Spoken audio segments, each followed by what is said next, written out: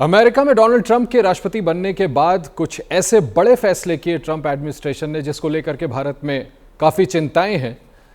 इन सभी चिंताओं और सवालों का जवाब देने के लिए खासतौर पर एबीपी न्यूज़ पे इस वक्त मेरे साथ लंदन से एक्सक्लूसिवली जुड़ रही हैं विदेश विभाग की प्रवक्ता मार्गरेट मैक्लॉयड। बहुत बहुत शुक्रिया, thank you very much for joining us Margaret.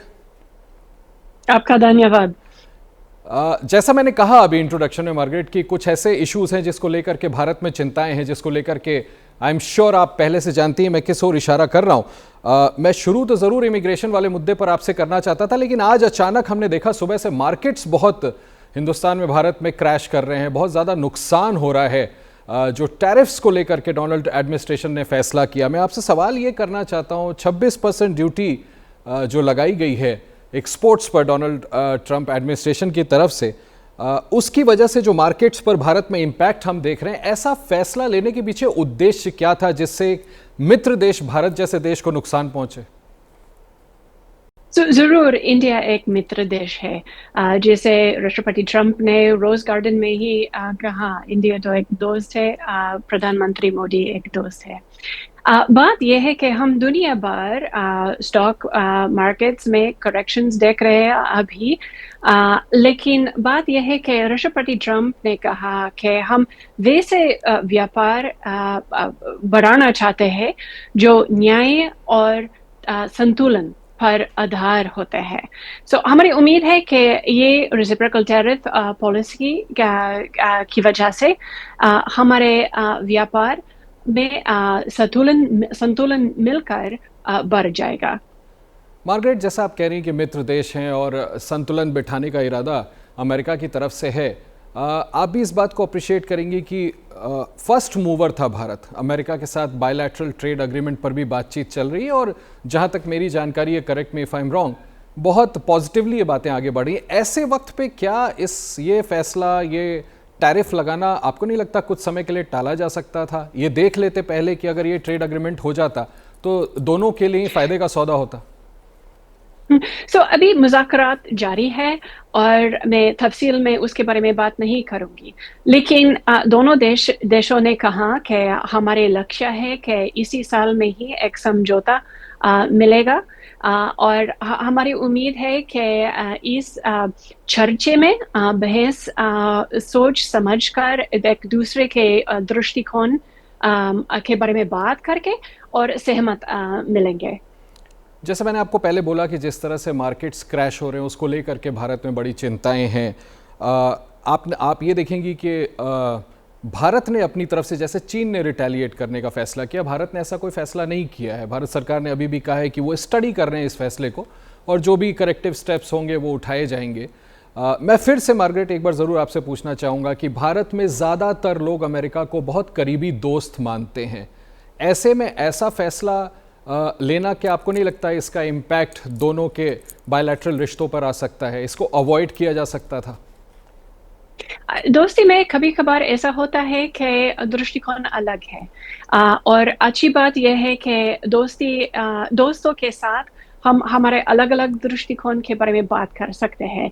हमारी उम्मीद है, हमारी आशा है कि इन सब बहस सॉल्व करके एक समझौता मिलेंगे। क्या आप लोगों ने, अमेरिका ने प्रीएम्प्ट किया था कि इसका इस तरह का आर्थिक दुष्प्रभाव, गलत असर भारत के मार्केट्स पे पड़ सकता है? क्या आप लोगों को पहले ऐसा नहीं लगा था कि इसका कुछ नेगेटिव इम्पैक्ट भी आ सकता है?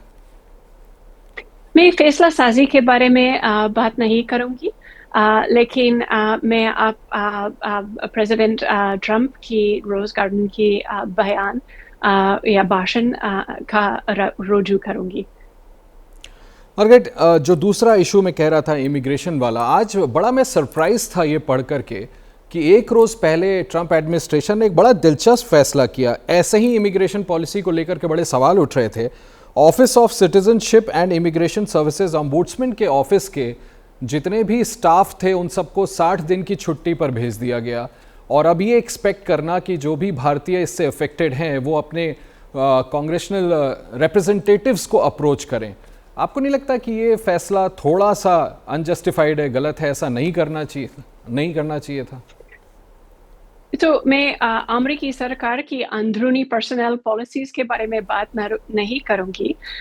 लेकिन राष्ट्रपति ट्रंप अपने कैंपेन में साफ कहा कि वो अमेरिकी हुकूमत की बजट बहुत गौर से, बहुत ध्यान से देखेंगे, ताकि हमारे डेफ़िसिट्स कम करेंगे। और हम जानते हैं कि काफ़ी मुश्किल फ़ैसला हमारे सामने है। लेकिन ये जो इमिग्रेशन को लेकर के जिस तरह से स्टेप्स उठाए जा रहे हैं, जिसका इम्पैक्ट हम रोज़ देख रहे हैं कि जो खास करके भारतीय स्टूडेंट्स अमेरिका जा रहे हैं उनको भुगतना पड़ रहा है। फिर H1B वीज़ा की बात करूं या F1 वीज़ाज़ की बात करूं, बहुत बड़ा डायस्पोरा है अमेरिका में। और जैसा मैंने आपसे कहा कि इंडियंस इन जनरल ये मानते हैं कि अमेरिका हमारा बड़ा करीबी मित्र है और कोई भी फैसला लेने से पहले भारत के हितों को भी आप फैक्टर इन ज़रूर करते हैं। यहाँ पर ऐसा लग रहा है कि शायद उन चीज़ों को पीछे रख करके आपने अपने इंटरेस्ट को पहले देखा। इसका जो एडवर्स इम्पैक्ट इंडियंस पे आ रहा है, इसको कैसे करेक्ट किया जा सकता है, इसको कैसे एड्रेस किया जा सकता है?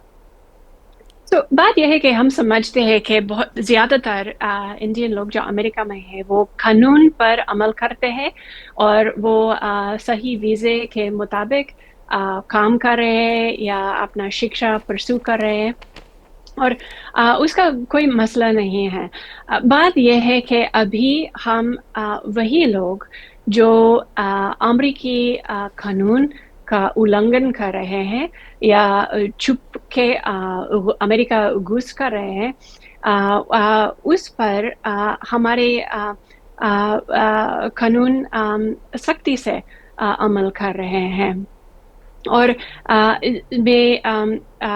जैसे हमारी सुरक्षा मंत्री क्रिस्टी नोम ने कहा कि अगर आप कानून पर अमल करें, कानून पर चले तो आपको अमेरिका में अवसर मिलेगा। लेकिन अगर आप कानून की खिलाफवर्जी करेंगे तो उनकी सज़ा का सामना करना पड़ेगा। लेकिन ये जैसे मैंने आपसे जिक्र किया कि CIS के ऑफिस को उसके सारे स्टाफ को एक तरह से बंद कर देना, ये उम्मीद करना हिंदुस्तानियों से, भारतीयों से कि वो अपने रिप्रेजेंटेटिव्स के पास जाएं, ये थोड़ा चीज़ों को डिफ़िकल्ट और ट्रिकी नहीं बना देता मार्गरेट?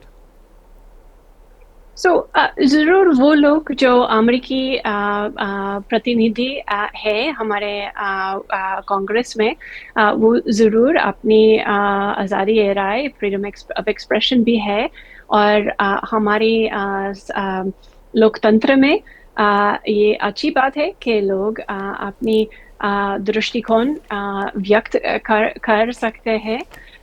लेकिन ये भी है कि सिटीजनशिप एंड इमिग्रेशन सर्विसेज एक एग्जीक्यूटिव एजेंसी है जो राष्ट्रपति के हुक्मनामा के मुताबिक काम करना पड़ेगा। बस एक आखिरी सवाल आपसे करना चाहता हूँ। हिंदुस्तान ने, भारत ने, इंडिया ने स्लैश किया था इंपोर्ट ड्यूटीज़ हार्ले डेविडसन पे, बॉर्बन विस्की पे। भारत ने अपनी तरफ से कुछ ऐसे स्टेप्स उठाने की कोशिश की थी जिससे अमेरिका के साथ रिश्तों को बेहतर किया जाए। क्या मार्गरेट इस बात की गुंजाइश है कि दोनों देशों के बायलैटरल रिश्तों को ध्यान में रखते हुए ये जो दो इश्यूज़ मैंने आपसे टच अपॉन किए, चाहे वो टैरिफ्स का इशू हो, चाहे इमिग्रेशन पर अमेरिका ट्रंप एडमिनिस्ट्रेशन की पॉलिसी, इसको कम से कम भारत के लिए रिव्यू किया जा सके? तो बात यह है कि हमारे द्विपक्षीय संबंध में अलग-अलग मुद्दे हैं जिस पर हम अलग-अलग दृष्टिकोण से देख रहे हैं। हमारी उम्मीद है कि हमारे अच्छे दोस्ती के आधार पर ये अलग-अलग दृष्टिकोण या नुक्ते नज़र के बारे में बात कर सकेंगे और एक अच्छा समझौता मिल सकेंगे।